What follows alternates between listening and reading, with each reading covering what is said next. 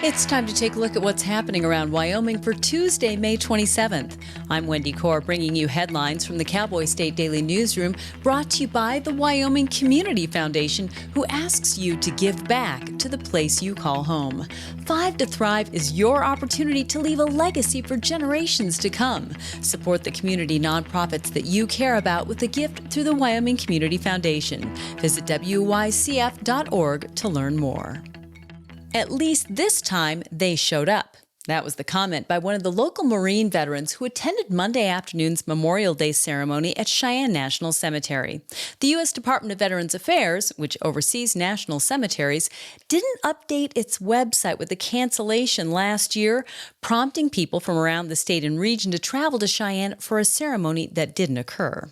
Cowboy State Daily's Greg Johnson was part of a crowd of about 200 people that gathered for the first Memorial Day remembrance event after last year's observance was quietly canceled. It had been raining all weekend and it cleared up just in time to start the ceremony and came back just in time for it to end. It was a little prophetic that way. There were people there who showed up last year expecting a ceremony and didn't have one, and they came back again this year. And even the person who oversees the National Cemetery said that, yes, that miscommunication is not going to happen again. It was a very nice, appropriate Memorial Day ceremony. Probably what people expected last year. Tony Thomas, director of Fort Logan National Cemetery Complex in Colorado, told attendees that the 620 veterans buried in the cemetery deserve all the honor and respect that people can give them.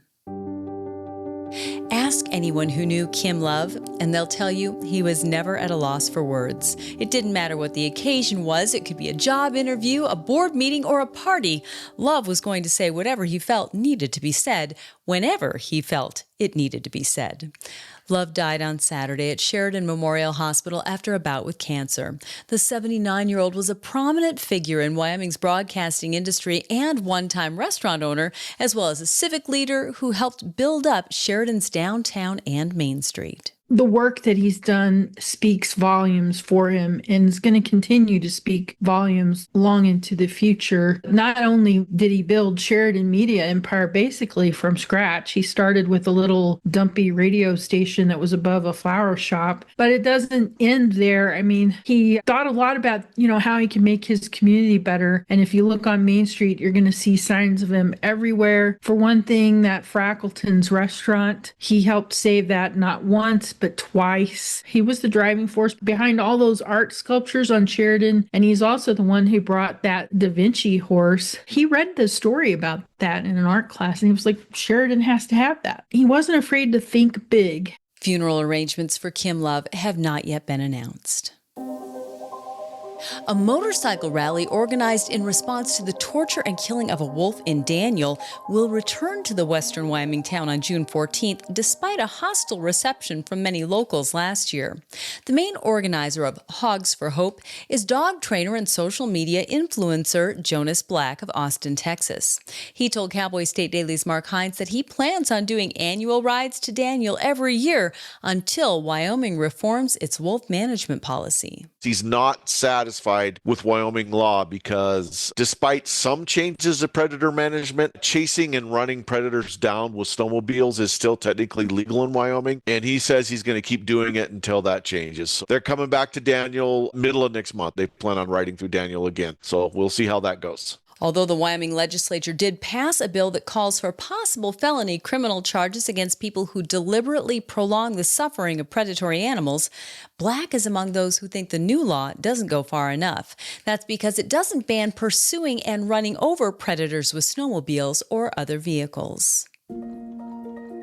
One day before President Donald Trump signed sweeping executive orders last week to streamline licensing for nuclear reactors and handling radioactive waste, a Nuclear Regulatory Commission official testified before Wyoming lawmakers, highlighting the commission's autonomy, independence, and strong focus on safety. But Cowboy State Daily's David Madison reports that some of the Wyoming legislators attending the hearing in Casper on Thursday, along with industry watchdogs outside Wyoming, now question the NRC's focus and independence. They had someone there from the Dallas office of the NRC explaining, as he put it, the new mission statement, which really emphasized getting things moving and efficiency and responsiveness to industries that they regulate, which is nuclear waste, generation, creating small modular reactors like the ones proposed for a project in Bar None. Outside watchdogs who keep track of the NRC are a little concerned, like, what's the priority here? Is the priority just to get projects approved, or are we really going to regulate these for the health and safety of Wyoming residents? Trump's orders could have significant impacts for at least 3 Wyoming projects seeking federal approval. And now let's take a look at today's weather with Cowboy State Daily meteorologist Don Day. Temperatures will continue a slow rebound in the central and the east, kind of like they did on Memorial Day Monday, while the rest of the state will be under some building high pressure and some warmer temperatures. But this time of year, you can never rule out an afternoon or evening thunderstorm, and that'll be the case, especially in the south, the central, and the east. Thunderstorm coverage is going to increase pretty much statewide with another little weather system coming in on Wednesday. So Wednesday, a little cooler, shower and thunderstorm activity on the increase again. You can get Don's full forecast on the Cowboy State Daily website. I'll be back in just 15 seconds with more news. They want to know if we received a relay call before? Yes, go ahead. We need to have a party catered. When you receive a relay call, someone who is deaf, hard of hearing, deafblind, or has a speech disability is calling you. It could be the most important call of the day. Barbed wire is a fixture of rural life in the United States. Repairing and replacing barbed wire fencing is one of the most important and least enjoyed tasks for anyone on a working ranch. But a rancher in Cody has found a way to recycle old, unusable stretches of barbed wire.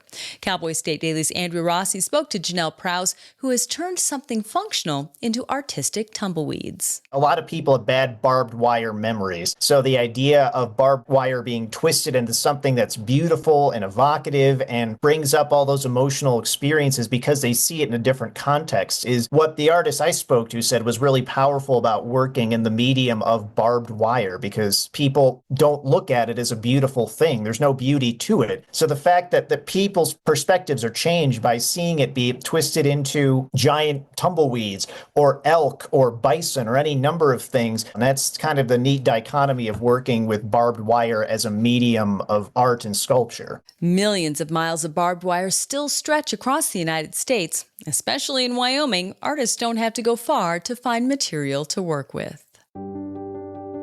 Memorial Day weekend may be considered the unofficial start of summer for many people, but for those serious about smoking meat, it's also the start of barbecue season. Serious grillers now begin their summer of experimentation, tweaking, and attention to the most minute details, especially for those who covet a spot at the Wyoming State Barbecue Championship in Worland the third weekend in August.